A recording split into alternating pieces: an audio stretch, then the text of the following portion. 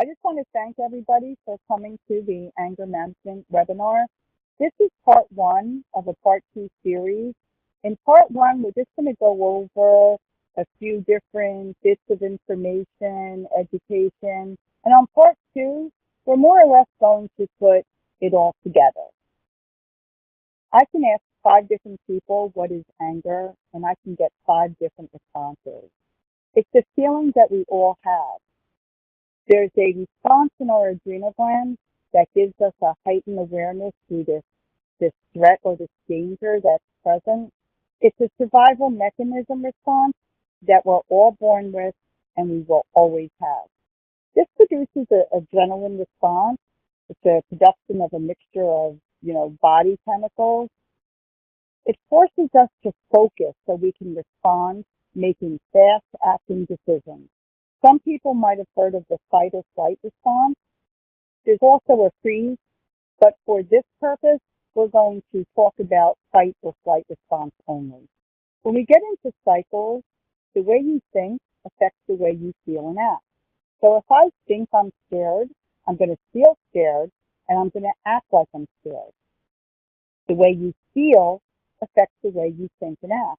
So if you have a migraine, toothache, backache, that's going to affect the way that you think and also the way that you're responding. And then the way that you act affects the way you think and feel. So if I'm at a party and I'm having a good time and I'm dancing around, I'm probably going to feel pretty positive. I'm going to think positively, and I'm going to respond in a positive manner. But cycles can be broken. We're going to talk about an anger response range, and that's just simply going from either a 1 all the way up on the number scale to a level 10. Response can lead to mixed emotions. So somebody can become anxious or scared over another person's reaction. Also, there can be perceptive thoughts, and that's when somebody's thinking about the same thing over and over again. Or racing thoughts, and that's multiple thoughts that's running through somebody's mind. There could be guilt feelings, low self-esteem, and that impact can lead to depression. There can be an increase in anger to the point where a person wants to seek revenge, and people can become very discouraged and even have a complete drain of their energy. Anger can hide true feelings. Somebody might start an argument when they receive sad news. It might be easier to get mad instead of crying, and I've seen this in different cultures and also in the male gender, because men, because of society, for some reason, if they were crying when they were little, they were referred to as a sissy, and then if they, showed any type of emotion as a man, they were considered to be unstable or just out of balance. And so now we see a lot of anger because of the way that society has determined what's expected from the male gender. Multiple disappointments or increased frustrations can lead to anger. Learning about unhealthy anger can make you feel better and improve your life. Because once you recognize that this is a challenge, then you can begin to develop a plan. If you don't see it as a problem, then you wouldn't need to problem solve it. Anger does not mean that there's violence and aggression. And that's why a lot of people have difficulty in thinking that they have a challenge with anger, because they simply have their definition or their frame of reference that this is what anger means. But in the reality of the definition, anger really is a range from a minor irritation to a rage of fury. And many people show anger several times a week. In fact, most of the time we see a lot of shouting, but the aggression or the violence, is really in the minority, under 10%. Unhealthy anger lasts a long time. There's unhealthy anger can last more than a day, or it can even occur 5 to 6 times a week. Overreactive responses usually leads to negative outcomes. We see this when somebody has lost their job. We see it in road rage. Even people have lost their lives over that. We see this when there's legal involvement, such as domestic violence. And also we see a lot of it when there's lost relationships. We see it through insults or bullying. Many people say things that maybe later on they'll regret. We see it through cursing, screaming, even substance misuse. So unhealthy anger leads to poor coping and it limits the problem solving abilities. People react to anger triggers based on what they believe is happening, and it's not necessarily fact-based.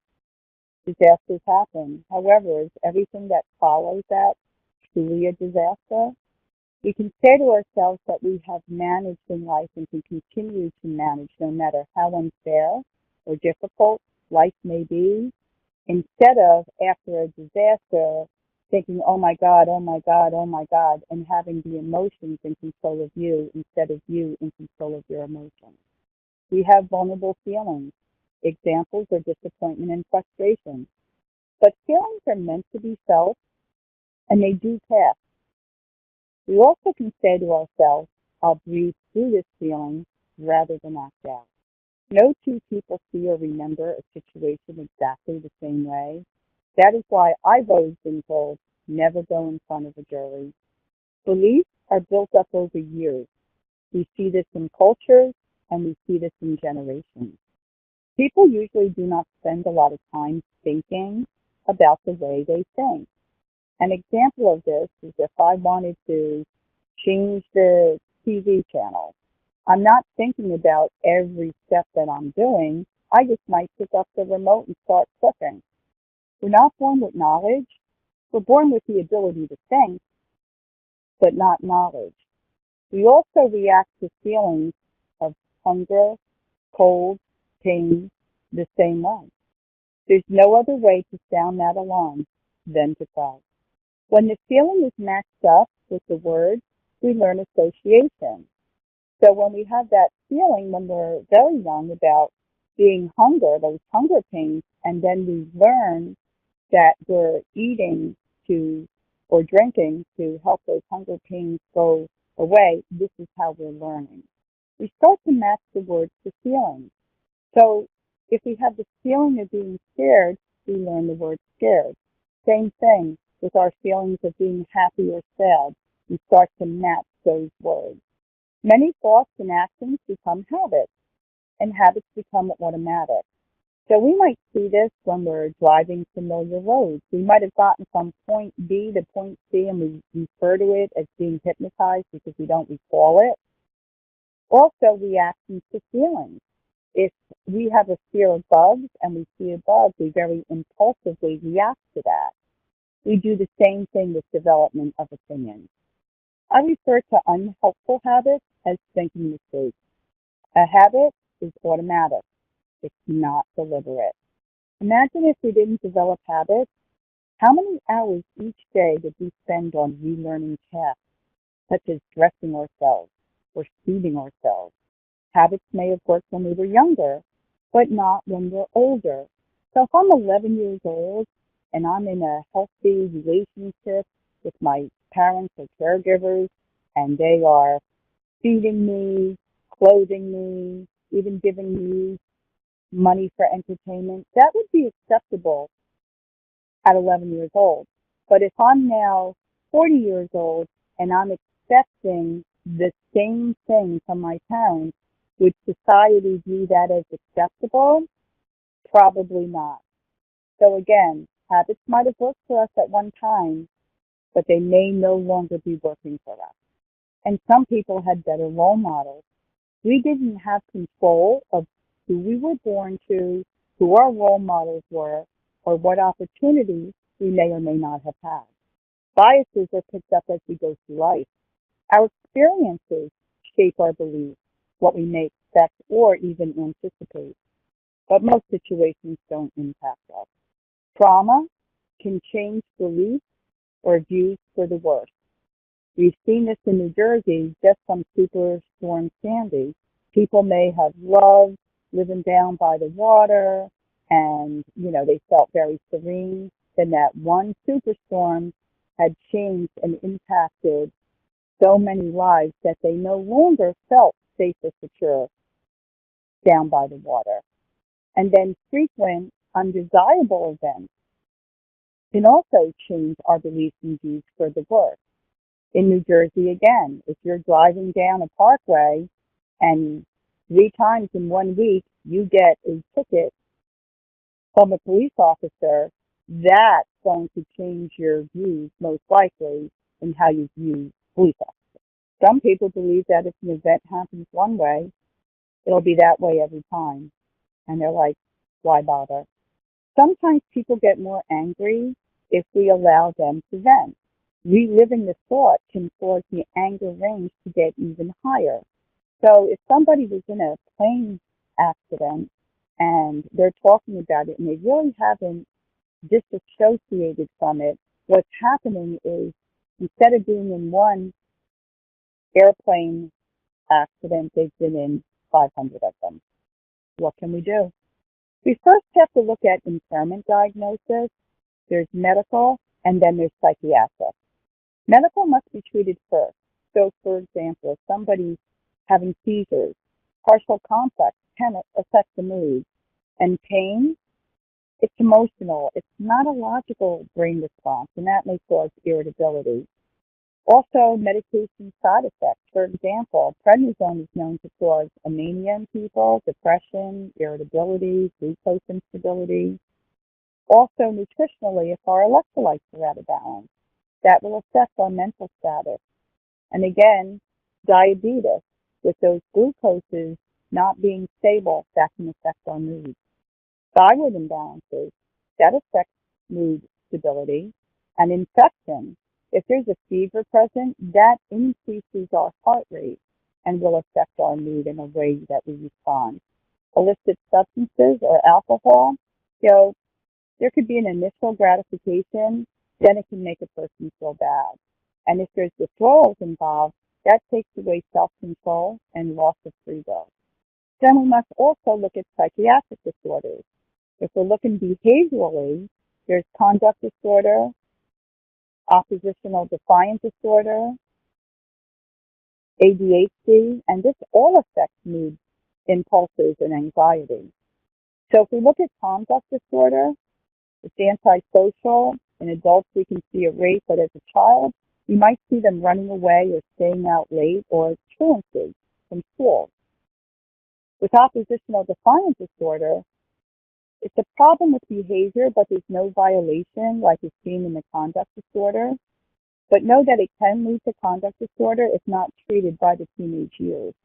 And then with ADHD, there's an inattention and hyperactivity. This is neurologically based. It doesn't have a willful component.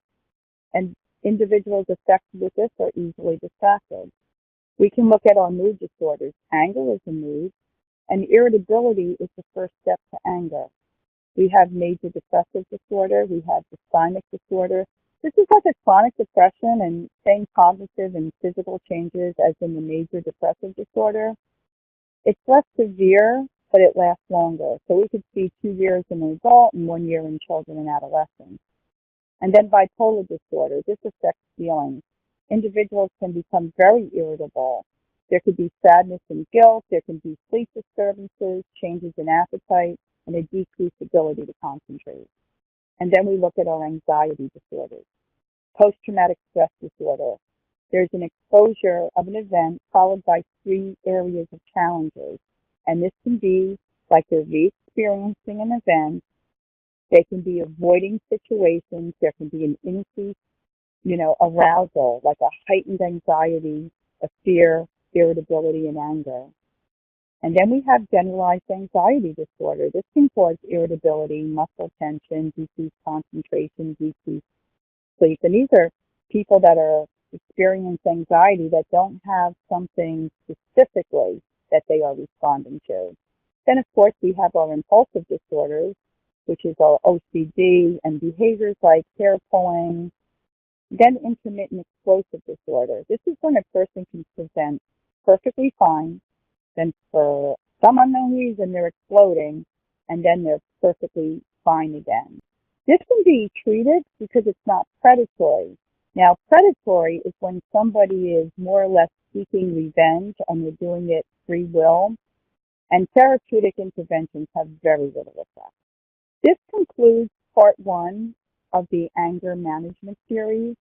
There is a part two, and as mentioned in the beginning of this presentation, just gave you a little background of some information. And in part two, we're going to get more into how this applies